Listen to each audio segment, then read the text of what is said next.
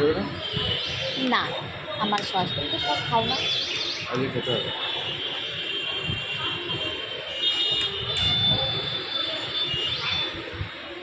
Hello everyone, এতক্ষণ ধরে তোমরা আমার এই কিছুটা ভিডিও দেখার পরে আশা করি বুঝতে পারছো যে আমরা কোথাও একটা খেতে গিয়েছিলাম।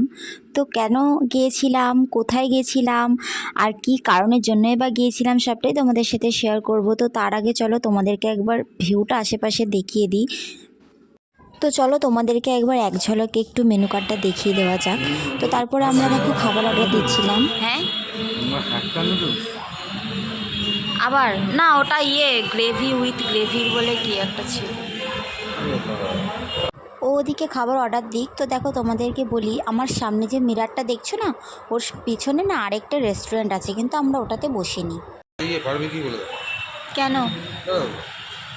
হ্যাঁ, তো বলো, তোমার যদি ভালো লাগে। দেখো দেখো ওয়েদারটা কি সুন্দর ছিল।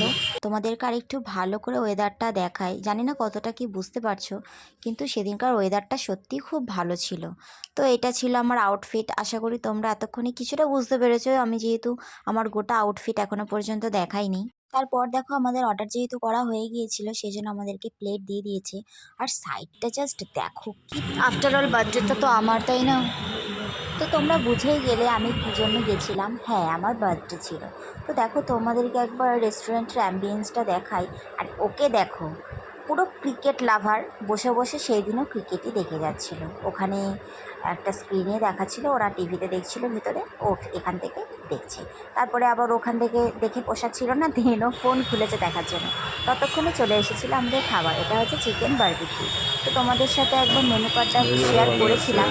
তো চলো তোমাদের সাথে একবার দেখিয়ে দিই যে খাবারটা কীরকম ছিল। তার আগে একবার তোমাদেরকে আরেকটু মেনু কার্ডটা শো করিয়ে দিই, তোমাদের একটু আন্দাজ হয়ে যায় যে সেখানকার দাম কীরকম কী। আমার তো মনে হয়েছিল যে প্রাইস খুব একটা বেশি না, যেরকম থাকা উচিত সেরকমই। তো দেখো ওপর থেকে বাইরেটা কত ভালো লাগছিল, আর সেদিন ওয়েদারটা খুবই ভালো ছিল। তো চলো একটু টেস্ট করা যাক। আমি অলরেডি এখানে ভাঙতে শুরু করে দিয়েছি। বা হাতে যেহেতু ফোনটা ছিল, তাই আমার ভাঙতে খুবই প্রবলেম হচ্ছিল।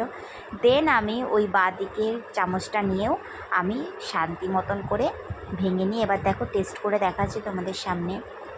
অসম্ভব সুন্দর ছিল খাবারের। উফ, চাউমিনটা দেখেই একদম লোভ লেগে যাচ্ছিল। তো চাউমিনটা এবার দেখা যাক কীরকম। দেখে তো মনেই হচ্ছে যে খুব সুন্দর ছিল। তো চলো তোমাদেরকে খেয়ে বলি কীরকম ছিল।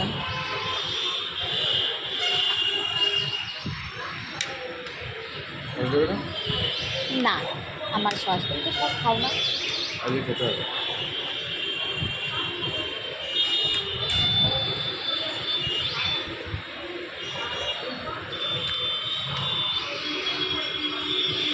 তো এটাই ছিল আমাদের ইভিনিংয়ের খাবার দাবার।